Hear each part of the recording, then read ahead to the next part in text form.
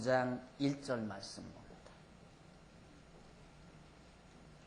열왕기상 19장 1절입니다.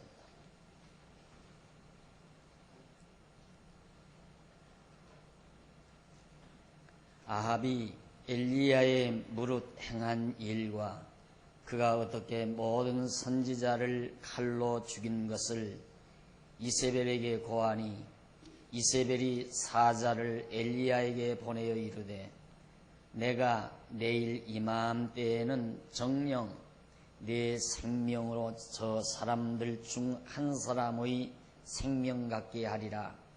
아니하면 신들이 내게 벌 위에 벌을 내림이 마땅하니라 한지라. 우선 2절까지 봉독했습니다.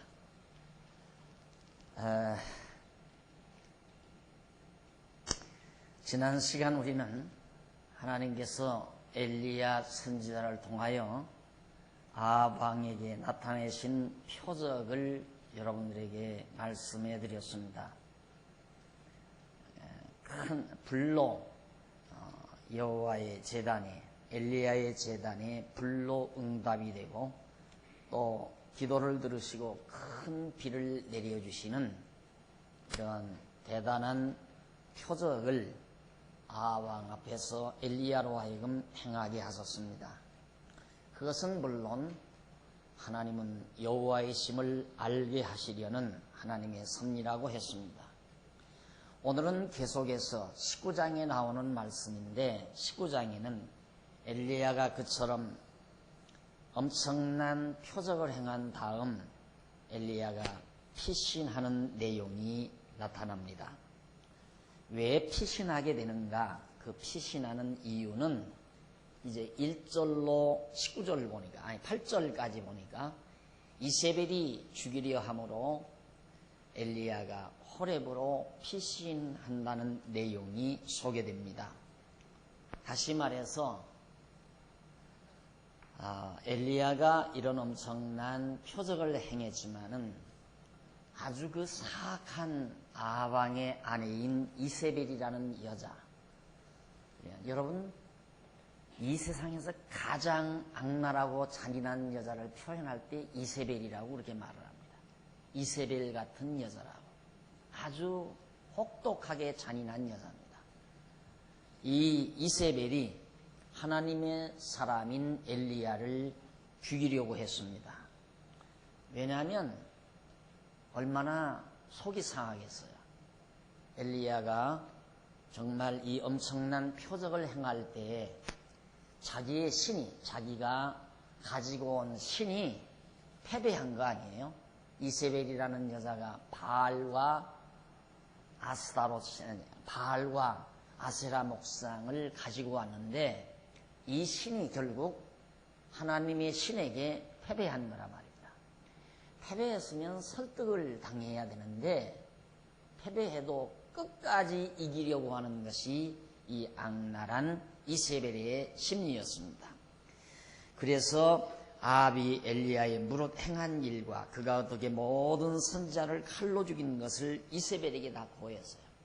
아합 왕이 패하고 나서 바보처럼 자기 아내인 이세벨에게 가서 내가 졌다. 그리고 아합 왕의 선지자, 이 바알신 선지자들이 엘리야에게 많이 죽임을 당했다.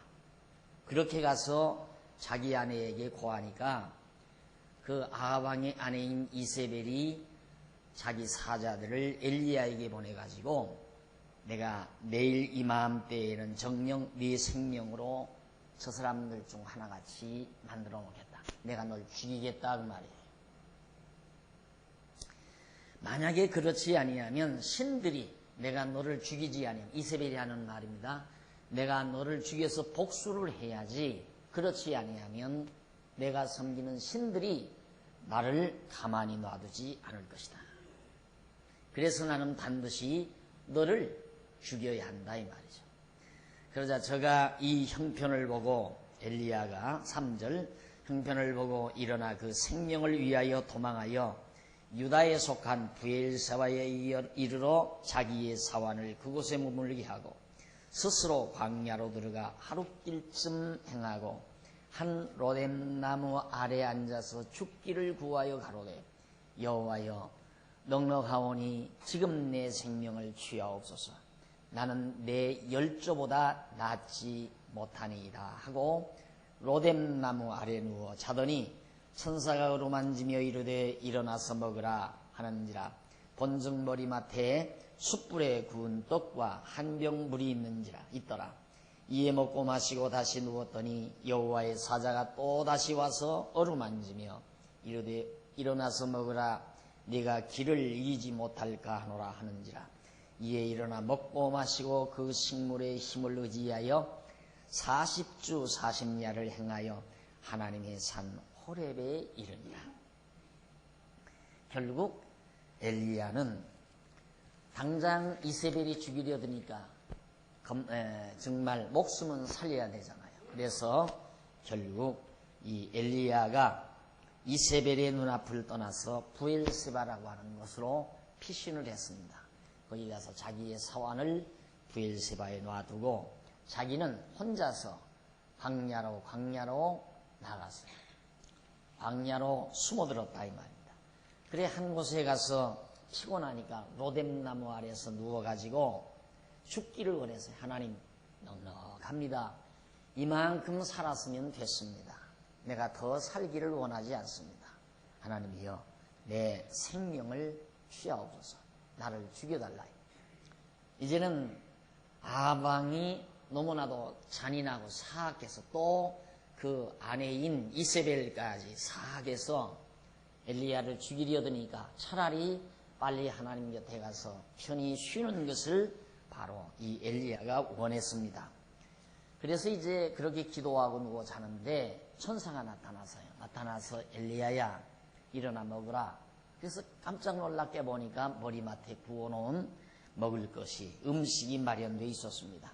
숯불에 구운 떡과 한 병의 물이 있어서 그걸 먹고서 또 누워 자는데 또 천사가 일어나 먹으라고 해서 계속해서 먹는데 왜 천사가 먹으라고 하냐면 이걸 빨리 먹고 내가 기운을 차려야 피신하는 도망가는 길 바쁘다 이 말이죠. 가다가 지치지 않기 위해서는 많이 먹어두어라. 그래서 음식을 먹고 40주 40야 40일을 걸어서 어디로? 호렙산. 모세가 여호와를 만났던 그 호렙산까지 저 아래 남방 지방 호렙산까지 도망을 가게 됐습니다. 이렇게 엘리야가 이제 이세벨의 눈앞을 피해서 도망을 갔는데 9절로 14절에 보면 여호와께서 엘리야에게 나타나서 보고를 들어주고 계십니다. 엘리야가 그곳 굴에 들어가 거기서 유하더니 여호와의 말씀이 저에게 임하여 이르시되 엘리야야 네가 어찌하여 여기 있느냐. 저가 대답하되 내가 만군의 하나님 여호와를 위하여 열심히 득심하오니 이는 이스라엘 자손이 주의 언약을 버리고 주의 단을 헐며 칼로 주의 선지자를 죽였음이오며 오직 나만 남았건을 저희가 내 생명을 찾아 취하려 하나이다. 엘리야가 호렙산에 머물렀을 때 하나님이 나타나서 너 왜 여기 머물러 있느냐 라고 물었을 때 엘리야가 그렇게 대답을 해요. 이스라엘 자손이 주의 언약을 버렸습니다. 하나님의 언약 다 잊어버리고 그리고 만군의 여호와도 다 정말 버렸다는 뜻이죠. 주의 단을 헐며 칼로 주의 선지자들을 다 죽이고 이제 겨우 나만 홀로 남았는데 나마저 지금 저들이 죽이려고 듭니다. 여호와께서 가라사대 너는 나가서 여호와의 앞에서 산에 섰으라 하시더니 여호와께서 지나가시는데 여호와의 앞에 크고 강한 바람이 산을 가르고 바위를 부수나 바람 가운데 여호와께서 계시지 아니하며 바람 위에 지진이 있으나 지진 가운데도 여호와께서 계시지 아니하시며 또 지진 위에 불이 있으나 불 가운데도 여호와께서 계시지 아니하시더니 불 위에 세미한 소리가 있는지라. 엘리야가 듣고 겉옷으로 얼굴을 가리우고 나아가 굴 어구에 섬에 소리가 있어 저에게 임하여 가라사대 엘리야야 네가 어찌하여 여기 있느냐. 저가 대답하되 내가 만군의 하나님 여호와를 위하여 열심히 득심하오니 이는 이스라엘 자손이 주의 언약을 버리고 주의 달을 헐며 칼로 주의 선지자를 죽였음이오며 오직 나만 남았거늘 저희가 내 생명을 찾아 취하려 하나이다. 하나님께서 엘리야에게 나가서 불 밖에 나가서 섰으라.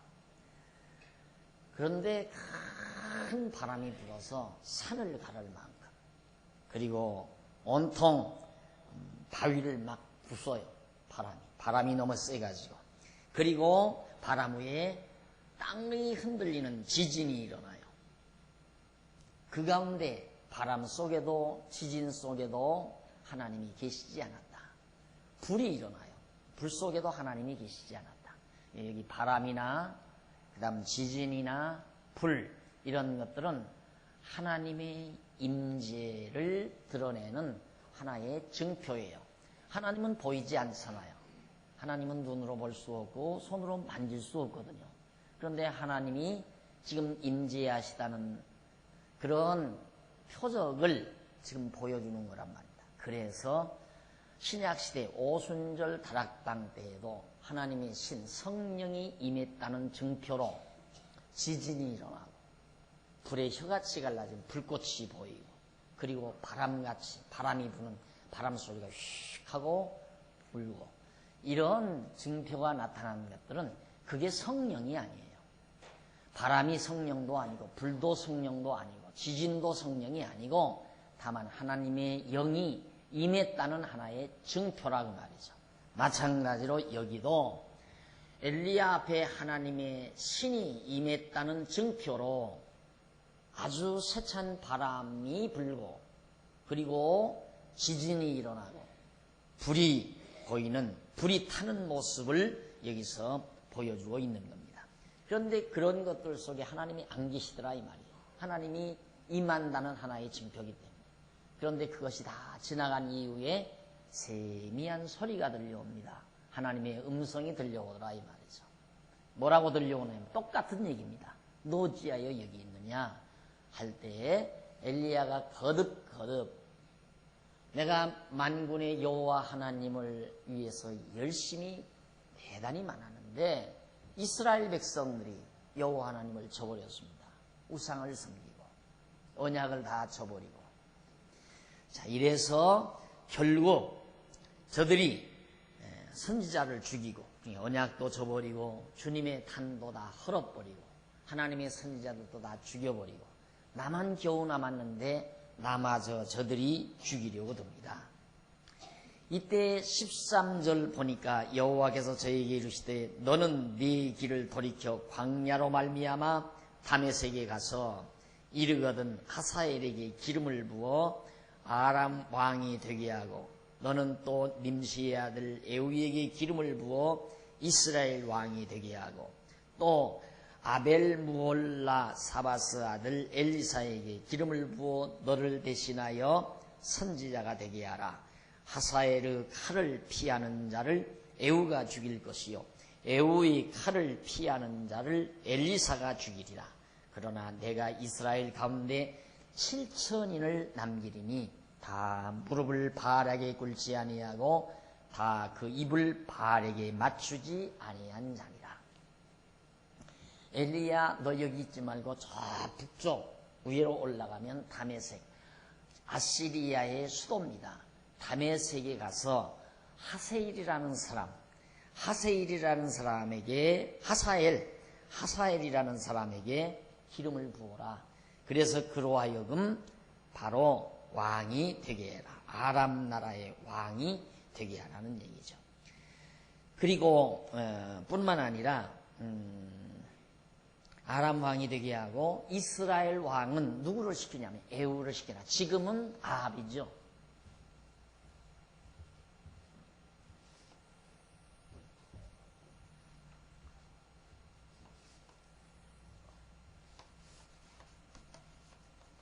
아합이 지금 왕이거든요.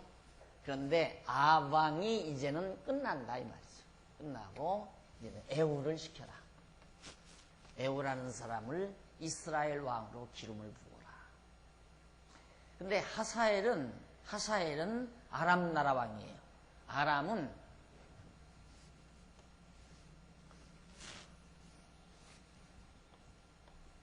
이렇게 되어 있으면 아람은 이쪽이 아람이에요. 아람.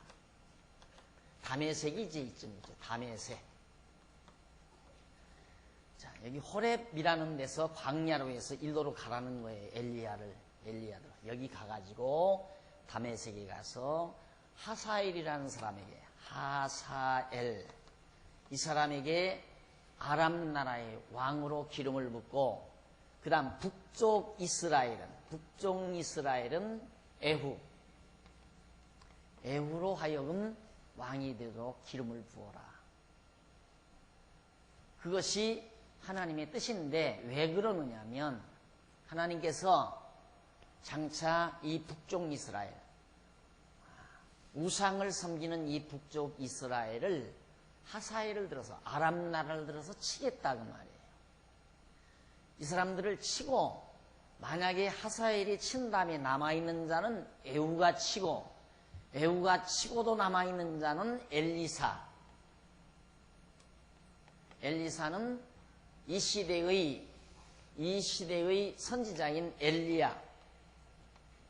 엘리야의 장차 후계를 이을 자입니다. 같은 선지자인데. 그러니까 아람 나라 왕 하사엘이 북쪽 이스라엘 치고 남는 자들은 에후가 치고 남는 자들은 엘리야 선지자가 쳐서 멸하겠다 이거죠. 그리고 7천인 이스라엘에 7,000명을 남겨놓겠다. 누구를?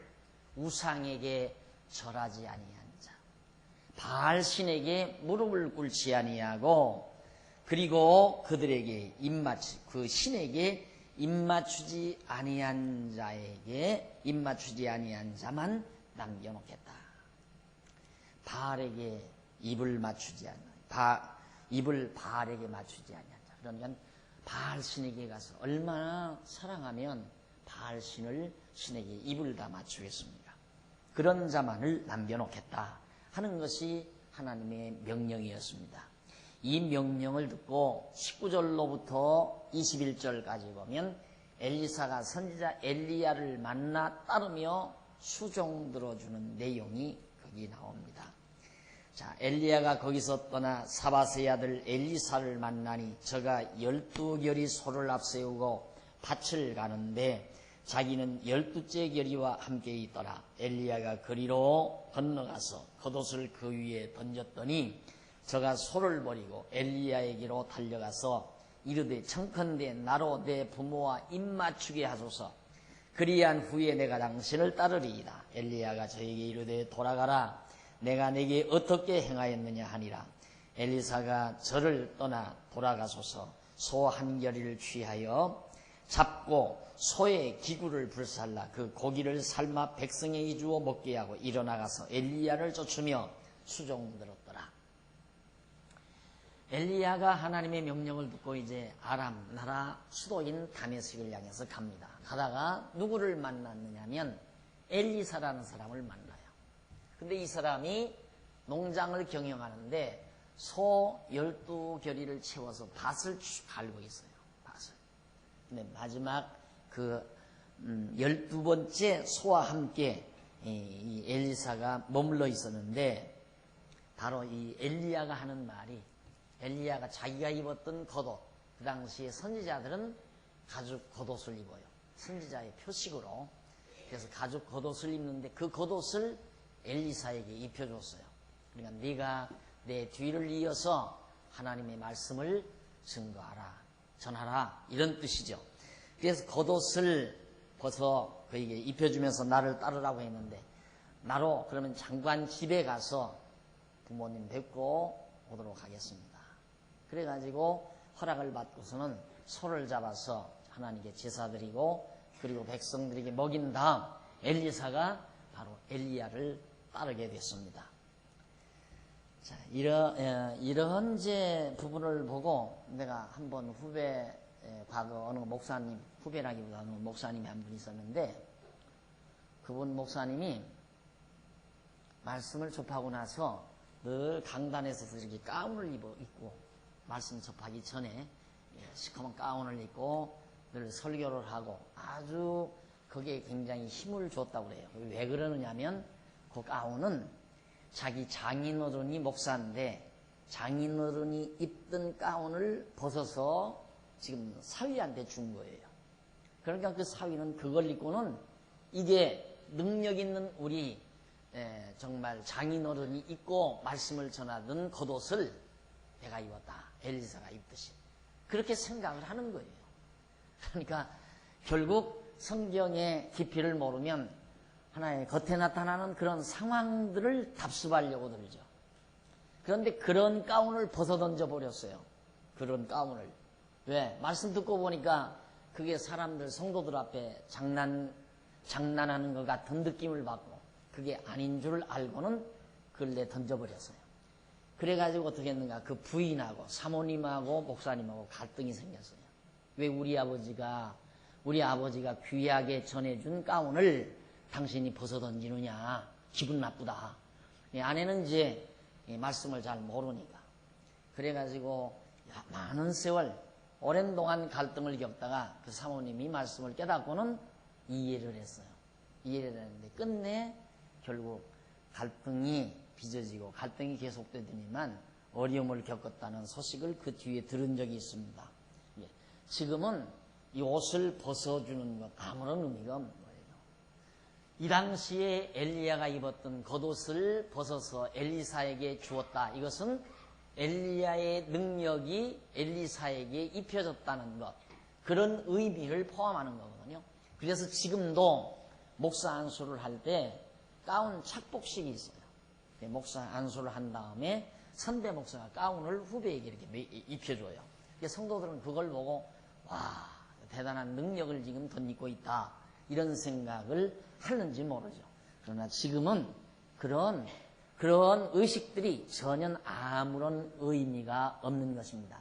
왜냐하면 예수 그리스도가 지난번 말씀드렸지만 아방 당시 엘리야가 행한 표적만 보고도 하나님이 여호와이심을 안 것처럼 오늘 우리는 엘리야보다 훨씬 우월하신 참 선지자이신 예수 그리스도가 오늘 우리에게 있어서 큰 비나 내리고 또 뿐만 아니라 지진이나 일어나게 하고 이런 등등의 표적, 구름, 큰 비가 내리고 큰 불이 일어나는 그런 표적 정도가 아니라 예수 그리스도는 죽었다가 다시 부활하시는 표적 중의 표적, 최고의 표적을 우리에게 증거해 주어서 하나님이 여호와이심을 우리에게 알게 했다. 따라서 우리에게는 엘리야보다 더 위대하신 영원한 제사장 예수 그리스도가 있기 때문에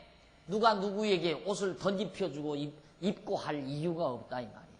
왜? 예수님만이 영원한 선지자이시고 영원한 제사장이시니까.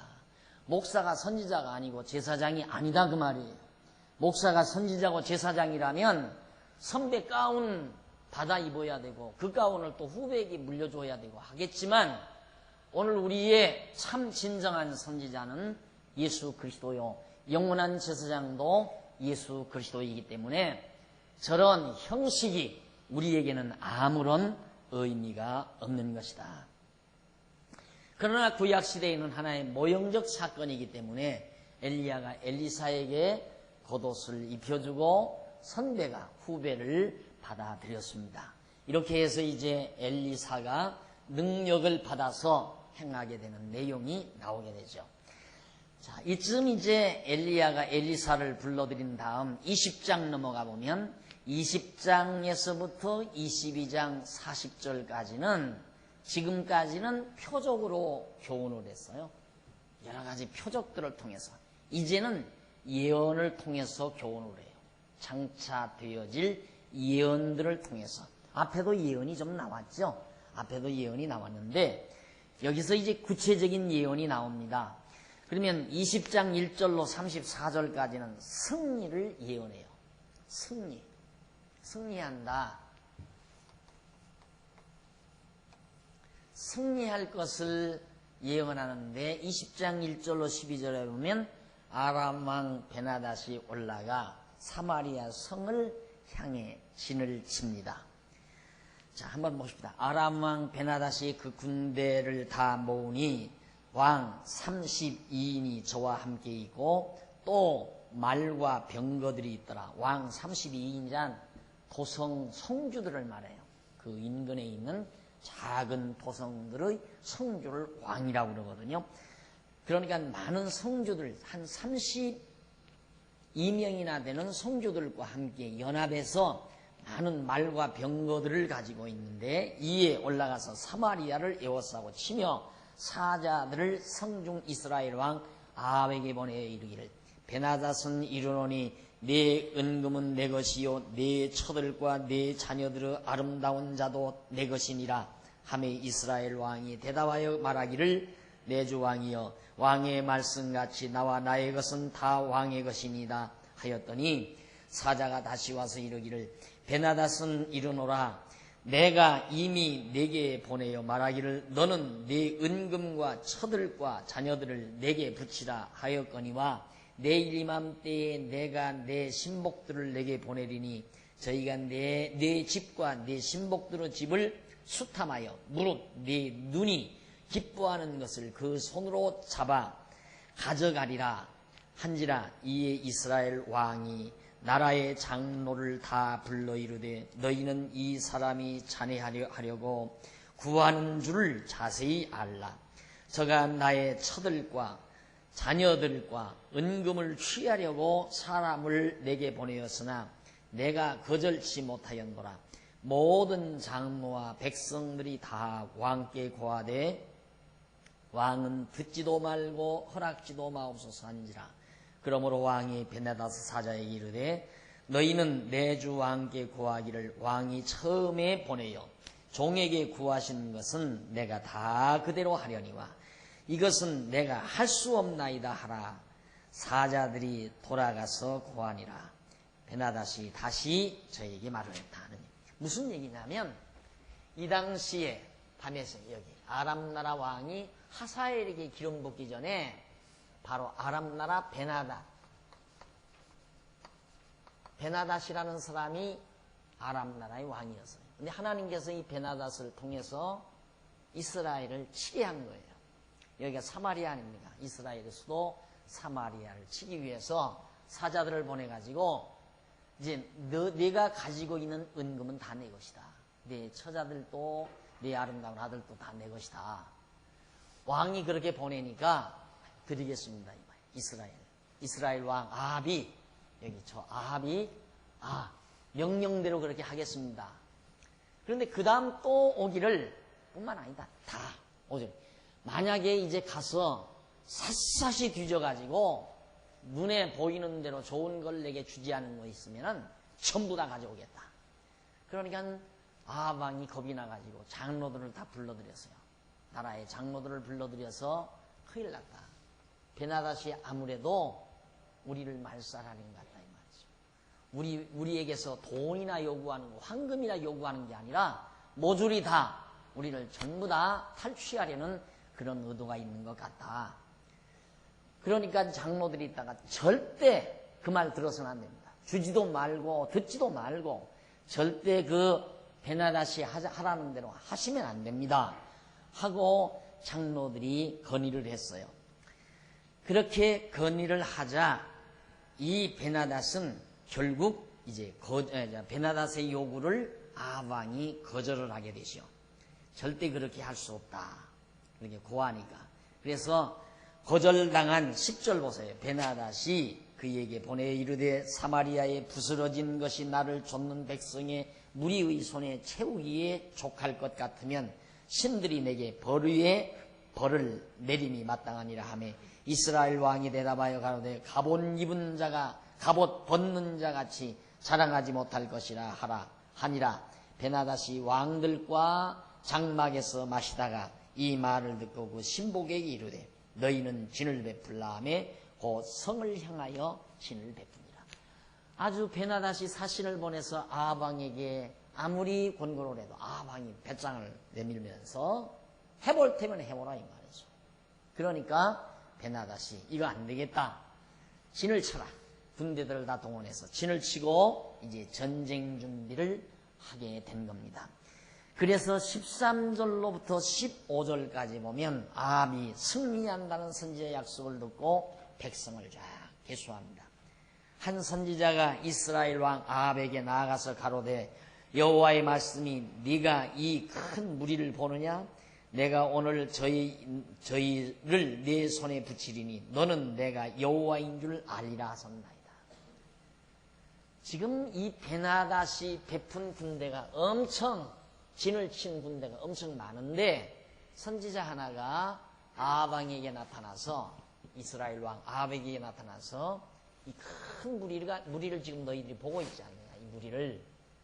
그런데 이 큰 무리를 내 손에 붙이겠다. 아합 왕 내 손에 붙이겠다.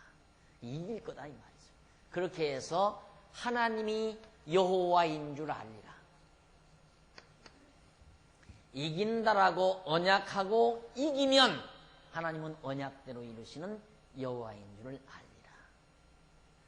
이 전쟁도 결국 하나님이 여호와이심을 알게 하려는 것이 하나님의 섭리예요. 전쟁도. 지금 중동에서 일어나고 있는 전쟁. 미국이 지금 라덴을 잡기 위해서 전쟁을 하고 있잖아요. 또 중동 전쟁도 일어나고. 이스라엘이 지금 팔레스타인과의 전쟁이 끊임없이 일고 있습니다. 저런 모든 전쟁들이 우리는 저런 전쟁의 의미가 어디에 있는가? 우리는 단순히 인류의 평화, 이 땅 위에 테러가 다 사라져버리고 온 인류가 평화롭게 살 수 있는 이 복지 세계를 아름다운 유토피아를 세워가는데 전쟁의 목적이 있다고 생각할지 모르지만 아니에요. 저런 모든 전쟁들이 하나님의 언약에 의해서 일찍이 하나님께서 언약하신 언약대로 그 전쟁들이 지금 일어나는 것들이란 말입니다. 왜? 하나님은 여호와이시다. 그러니까 우리는 성경을 일단 알고 나면 실제 세계에서 일어나는 굵직굵직한 사건들 모두가 다 정말 하나님은 여호와이시구나. 언약대로 하나님은 그렇게 꼭 이루어 가시는 분이로구나 하는 사실을 알게 되죠. 물론 1차적으로는 우리는 성경을 통해서 하나님이 여호와이심을 알아요. 이걸 알게 된 다음 성경을 알고 나면 지금 우리 시대에 일어나는 세계사, 세계 모든 지역에서 일어나는 굵직굵직한 사건들이 모두가 다 하나님의 언약의 말씀대로 이루어지는 사건임을 우리는 알 수 있기 때문에 그걸 통해서 정말 하나님은 여호와시요 이 여호와는 살아계셔서 지금도 역사를 주관해 가고 계시다는 사실을 깨닫게 되는 거란 말입니다. 아람 나라를 통해서 지금 이스라엘을 쳐들어오게 하고 이스라엘로 하여금 그 전쟁에서 이긴다고 예언하게 하고 예언대로 약속대로 이루어짐으로 여호와인 줄 알 것이다. 여호와인 줄을 내가 여호와인 줄을 알리라 라고 한 이 예언의 말씀. 그래서 거기 보면 너는 내가 여호와인 줄 알리라 하셨나이다. 14절 아합이 가로되 누구로 하시리까? 대답하되 여호와의 말씀이 각 도의 방백의 소년들로 하리라 하셨나이다. 누구로 전쟁에 나가서 이깁니까? 각 방백의 소년들로 하라. 아합이 가로되 누가 싸움을 시작하리까? 대답하되 왕이리이다. 왕이 이에 각 도의 방백의 소년들을 계수하니 232명이요 그 외에 모든 백성 곧 이스라엘의 모든 자손을 계수하니 7천인이라. 겨우 7천인을 남겨놓았다. 저희가 오정에 나가 베나닷은 장막에서 돕는 왕 32인으로 더불어 마시고 취한 중이라. 베나닷은 전쟁을 준비해 놓고는 먹고 마시고 취한 중이었습니다. 그때 각도의 방백의 소년들이 먼저 나갔더라. 베나닷이 탐지꾼을 보내었더니 저희가 회보하여 가로되 사마리아에서 사람들이 나오더이다 하매 저가 이르되 화친하러 나올지라도 사로잡고 싸우러 나올지라도 사로잡으리라. 각도의 방백의 소년들과 저희는 쫓는 군대들이 성에서 나가서 각각 적군을 쳐 죽이매 아람 사람이 도망하는지라. 이스라엘이 쫓으니 아람 왕 베나닷이 말을 타고 마병으로 더불어 도망하며 면하니라. 이스라엘 왕이 나가서 말과 병거를 치고 또 아람 사람들을 쳐서 크게 도륙하니라. 일단은 하나님께서 우리가 볼 때 아까는 이제 앞으로 하사엘을 베나닷의 뒤를 이어서 이제 하사엘이 왕이 되면 하사엘을 통해서 이스라엘을 친다고 그랬어요. 근데 그 전에 하나님께서 한 선지자를 통해서 이 베나닷이 여기를 칠 때 아합 왕에게 너 이긴다. 반드시 아람 군대를 내가 쳐서 물리친다. 그래서 여호와인 줄을 내가 알리라 하는 예언을 선지자로 하여금 하게 해요. 아합 왕이 범한 죄가대로라면 이기면 안 되죠. 그렇잖아요. 이기면 안 된단 말입니다. 패해서 다 비참하게 죽어버려야지. 그런데 하나님은 그것과 관계가 없어요. 이긴다고 언약에서 이기게도 해서 하나님 여호와의 힘을 알게 하고, 망한다고 언약에서 망하게 해서 하나님을 여호와로 알게도 하고, 하나님을 여호와로 알게 하시는 하나님의 섭리는 우리들이 생각하는 긍정적인 부분이나 부정적 부분이 무의미하다 이 말이에요. 가장 중요한 건 하나님을 여호와로 안다는 그것이 중요하다 이 말입니다. 전쟁에 패하든 흥하든, 패한다고 예언하게 해서 패하게 해서 알게 하든, 승리한다고 예언해서 승리케 해가지고 알게 하든, 결국 여호와를 안다는 그 자체가 근본 목적이라는 얘기입니다. 마찬가지로 오늘 우리들이 이 땅 위에 사는 과정도 마찬가지입니다. 우리가 이 땅 위에서 모든 일이 형통하게 잘 되든 형통하지 못하든, 곤고한 날이 오든 형통한 날이 오든 그런 과정들을 통하여 여호와 하나님을 배워나가는 것이 값진 것이다. 탕자가 아버지 품을 떠나서 아버지 사랑을 깨닫는 방법도 있고, 아버지께로 돌아와 아버지 품에 살면서 아버지 사랑을 아는 방법도 있습니다. 그런 의미에서 탕자가 나가는 것도 좋고 들어오는 것도 좋듯이, 오늘 이스라엘 민족 아합 왕, 이 아합 왕이 행한 범죄대로라면 망해야 되지만은 놀랍게도 승리를 해요. 이 엄청난 아람 군대에게. 그리고 승리하는데 거저 승리하는 게 아니라 승리한다고 약속을 해요. 약속해놓고 약속대로 승리케 해주신다. 이유는 하나님을 여호와로 알게 하시려는 하나님의 섭리였다. 거듭 말씀드리지만 여러분의 삶의 목적을 다른 데 포인트를 맞추면 안 됩니다. 계속해서 해답을 못 얻습니다. 나는 왜 이래야 되는가? 되어지는 상황이라든가 방법에 치우치게 되면 우리는 무한한 갈등, 해소되지 못하는 갈등을 우리 느끼며 살 수밖에 없는 거예요. 그러나 하나님께서 나로 하여금 왜 이 땅 위에서 살게 하시는가? 하나님을 여호와로 알게 하기 위해서 살게 하셨다라는 근본 목적에서 빗나가지 아니하면 다 해석됩니다. 모두가 다 해석된다 이 말이에요.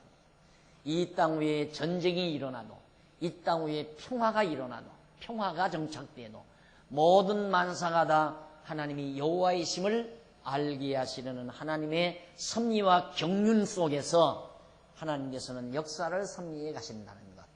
아까 말씀드렸지만 오늘 우리가 살고 있는 지금의 모든 역사도 일찍이 하나님께서 언약하신 언약의 말씀대로 역사가 이루어져 가고 있습니다. 땅끝까지 복음이 증거되리라고 언약하신 말씀대로 그리스도의 복음이 땅끝을 향해서 전파되기 위하여 하나님께서는 모든 정지 작업을 해가시는 거고, 중동에 그처럼 꽝꽝 굳어진 저들의 사상과 이념들을 다 망가뜨려서 그 속에 그리스도의 복음이 정착되기 위하여 하나님의 섭리를 이루시기 위하여 역사가 진행되어져 간다는 사실을 우리가 보고 있다면 살아계신 하나님을 우리는 느낄 수 있고 믿어질 수가 있다는 얘기입니다.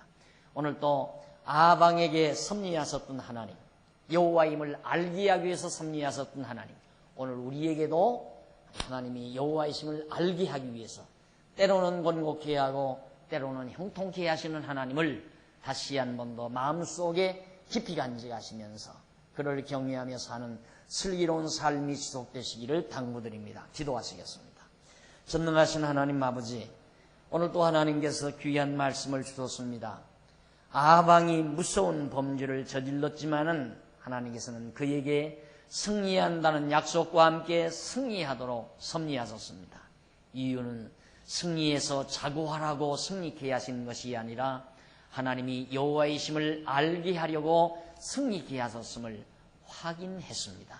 아버지 하나님이여, 오늘 우리가 이 땅 위에 사는 동안에 아름다운 일이나 형통한 일들이 다가왔을 때 방자한 생활 하지 않게 하시고 하나님이 여호와이심을 깊이 깨닫는 슬기로운 종들이 되도록 주님 인도해 주시옵시기를 비오며 예수님 이름으로 기도드립니다. 아멘.